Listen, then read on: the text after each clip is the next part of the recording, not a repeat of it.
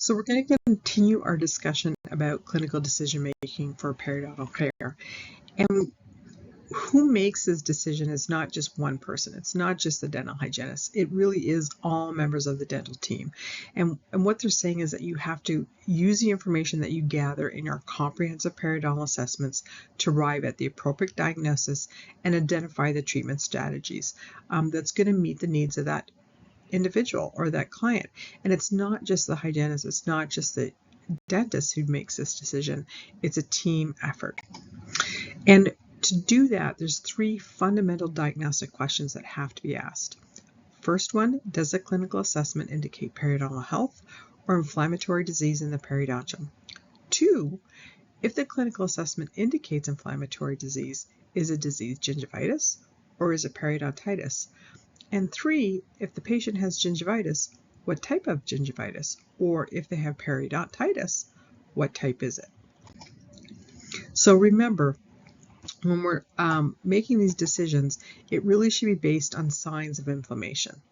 So when we talked about this before, symptoms of the disease are noted by the patient, such as difficulty chewing, bad breath, bleeding when they brush their teeth, whereas signs of the disease are observed and measured by the clinician.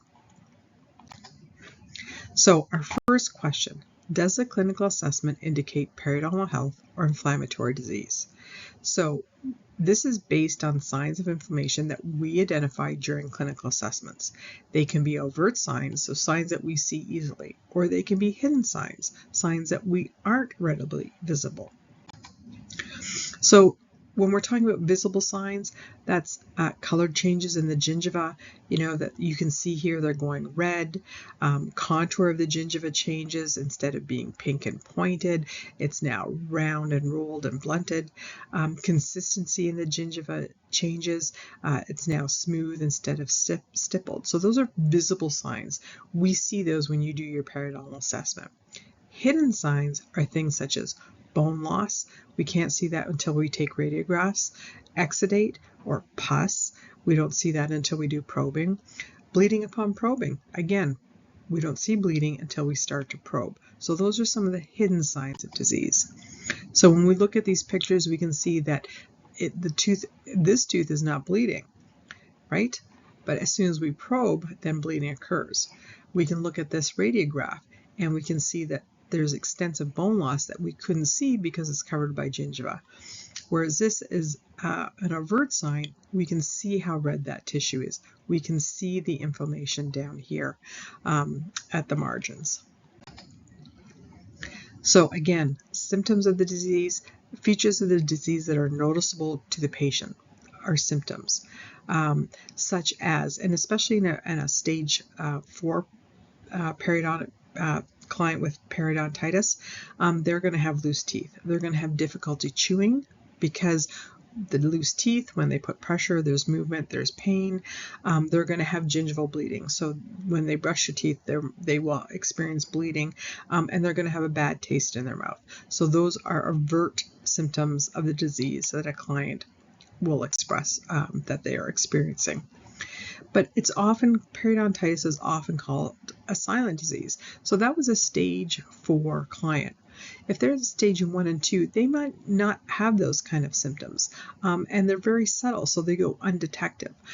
So it's really important as a hygienist that we encourage to see our clients regularly and that we regularly do thorough, accurate periodontal assessments. We want to make sure that the disease does not progress to that advanced stage, that there is those severe overt symptoms that the client has experienced, that there's severe complications.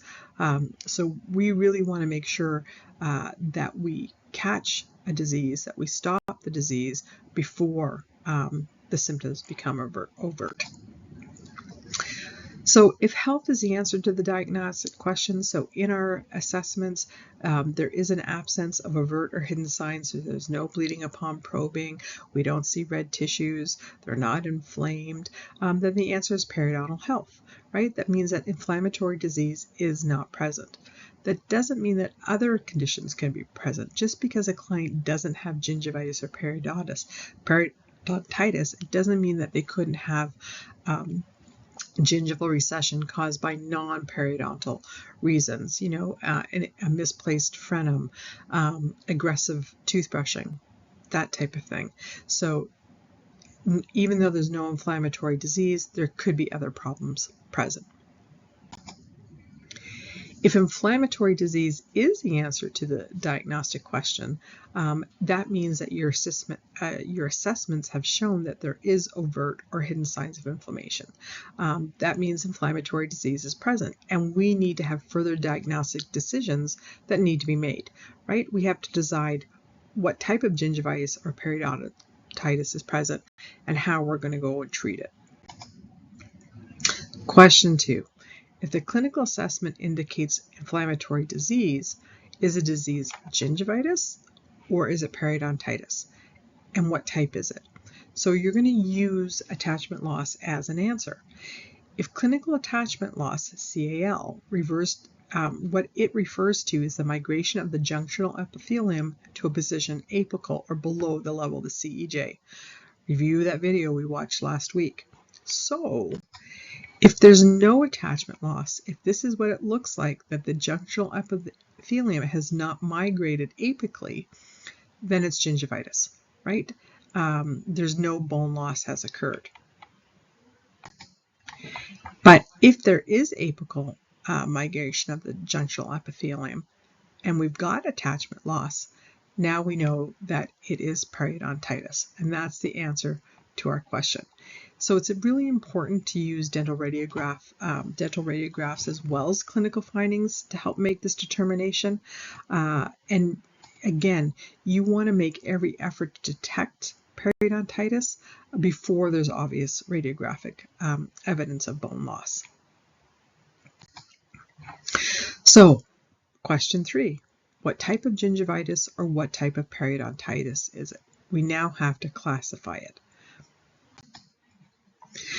When we document periodontal disease, it's really important that the team is, I'm going to say, on the same page. So it's a critical skill for the dental team, and they should all adhere to a standard format. And you want to use the correct diagnostic terms.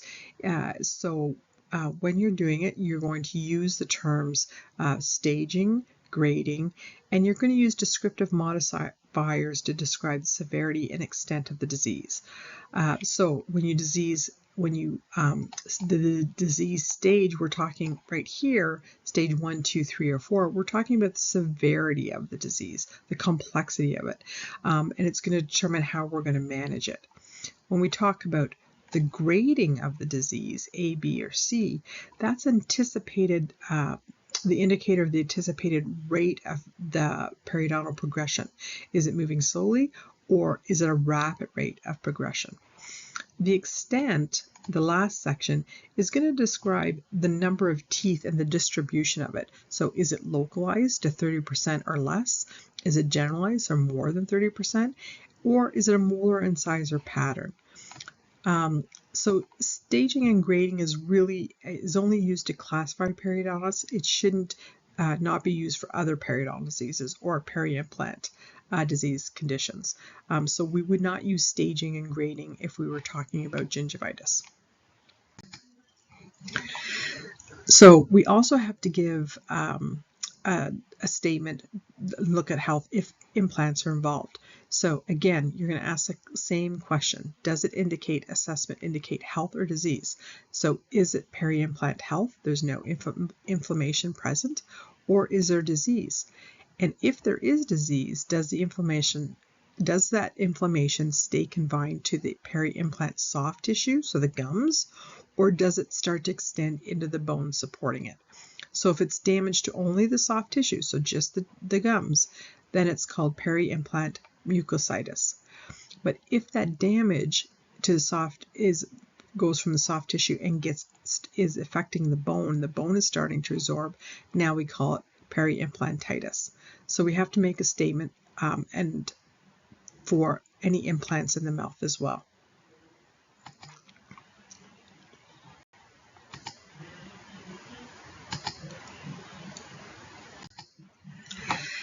And when we're making these statements, again, we have to have some flexibility, right? there could be more than one periodontal condition found in a patient, so we have to realize that gingivitis or periodontitis may not represent a total periodontal condition. There could be the other conditions going on, such as recession of the gingival margin, occlusal trauma, or diverging from a normal frenum position.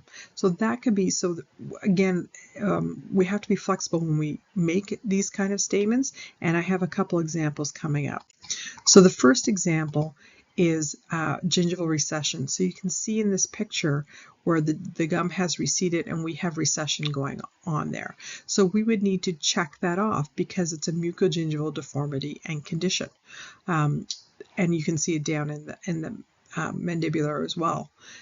There's lots of recession here. So there may not be periodontitis in other areas of gingivitis. You can see how healthy these tissues look, but we have something else going on there. The second example is that apparent frenum muscle position. So you can see the muscle position of this frenum is causing this recession, is causing this periodontal condition. So again, it's a mucogingival deformity and condition aside from normal periodontitis or gingivitis, and we have to be aware of that. So there is a case type system for periodontal patients.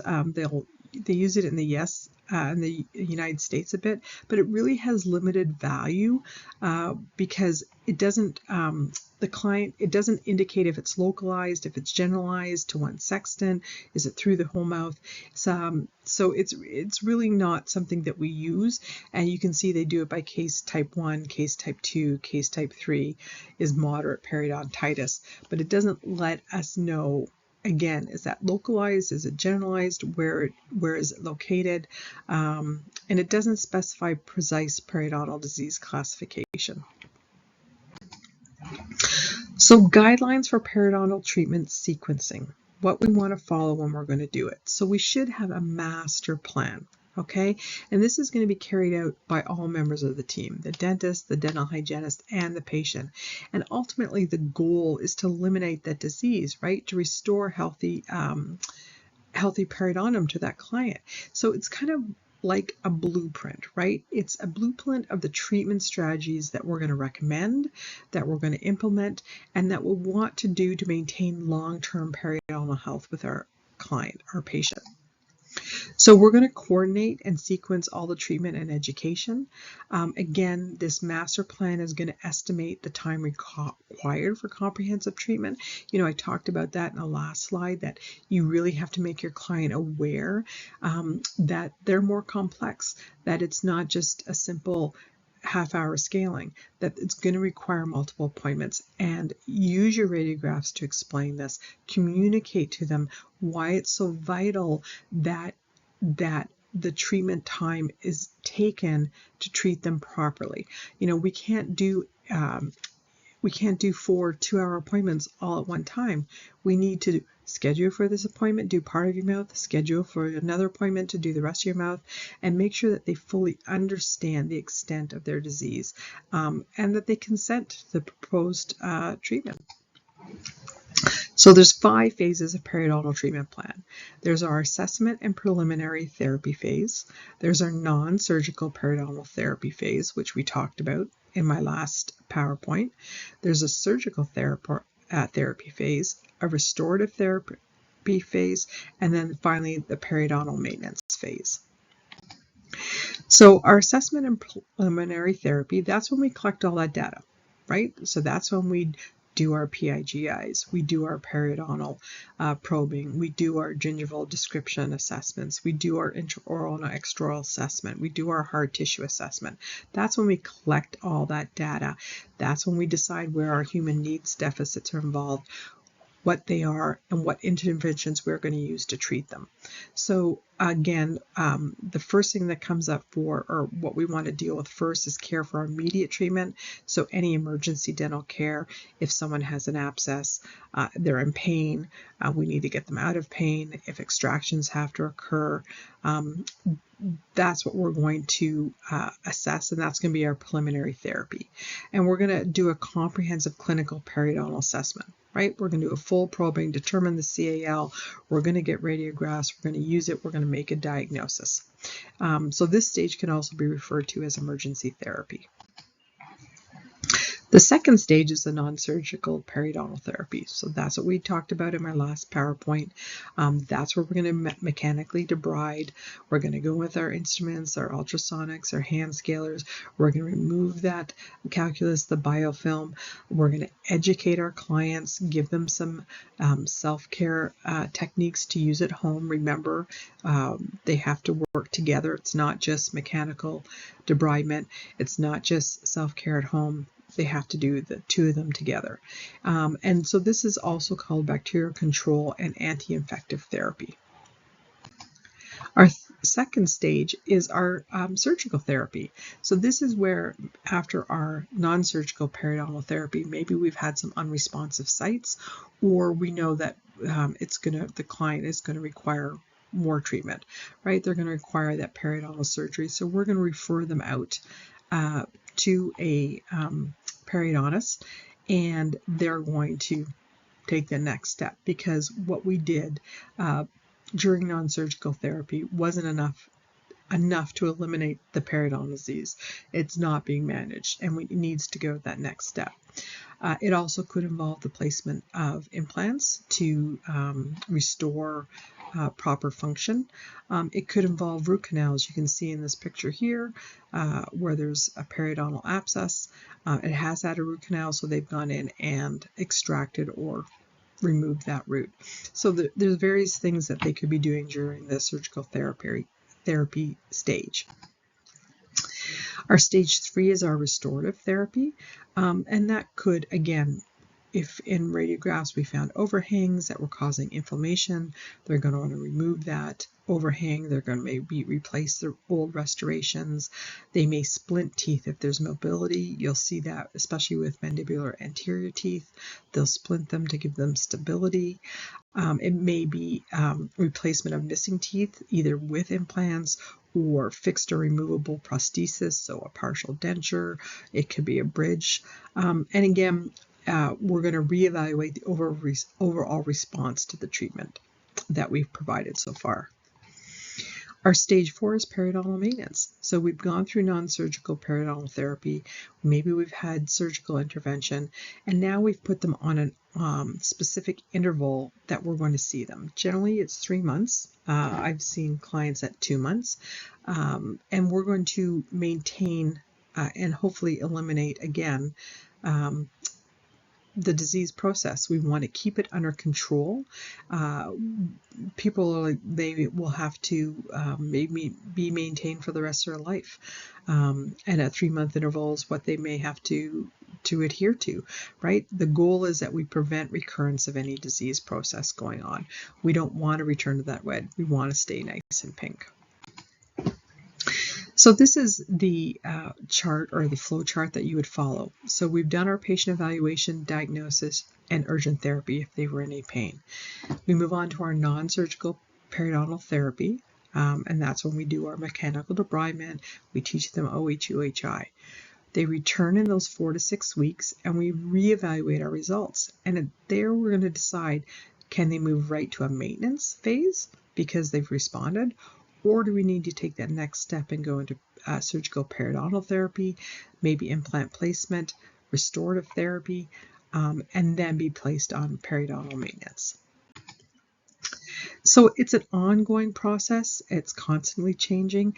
Again, patients are monitored for many years, even decades, and we always want to make sure the aim is to preserve the periodontium, to keep them in periodontal health, to keep their optimal oral health at all times.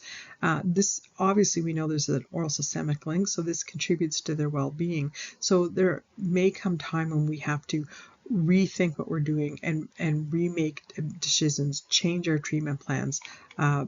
Things change, right? It's an ongoing process.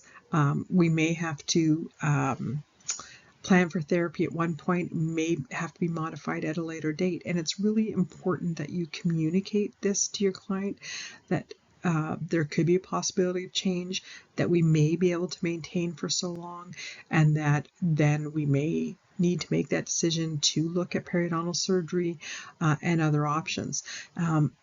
And I think I talked about this last week with smokers, that we can kind of maintain, and then we can't. And it's those type of situations where the 3-month scaling intervals with a hygienist at a general dentist may not be enough, and now we need to take other steps and refer out to a periodontist and look at surgery options. So that's what it's important clients understand, that things may change. And again, why does it require adjustment over time? Because it's dynamic and it continually changes. Clients, destruction occurs throughout the lifetime of a tooth, and there again may be a point in time where what we're doing on the 3-month basis just isn't enough, right? That we're not maintaining it, we're starting to slide back. And because there are changes in the periodontium over time. So it's an ongoing process. It continues to evolve over time. And the important thing is that your clients understand that, and that you communicate with them at all times, and that you are upfront that if things aren't progressing or we're starting to see decline, that we look at the next options and where we're going to go from there. So any kind of periodontal treatment, just like any other treatment, you want to make sure that you have accurate documentation. So that includes all of your assessment data. You guys know that. We document all of that, all of our educational instruction, what we talk about. So you want to be very clear what you have talked about, any modifications that you're going to make, feedback from clients. Remember, you're going to see them every 3 months, so you're going to ask them, how's it going? If you notice that there's an area that they're missing, you need to talk to them about it. Are they not doing it? Do they not like what you've recommended? How are you going to adjust it? Adjust what you've recommended to them.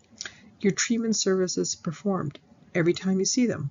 What did you do? What scaling did you do? Root planing? Did you use the ultrasonic? What OHE, OHI did you perform? What are your new goals with them? All that information needs to be documented, and that's what we refer to as progress notes or chart notes. So we're going to practice again next week. Please look at the case study that's in your Moodle shell and the template. Create a treatment plan for a complex case, and we'll review it next week in class. Have a great week, everyone, and I look forward to seeing you next week.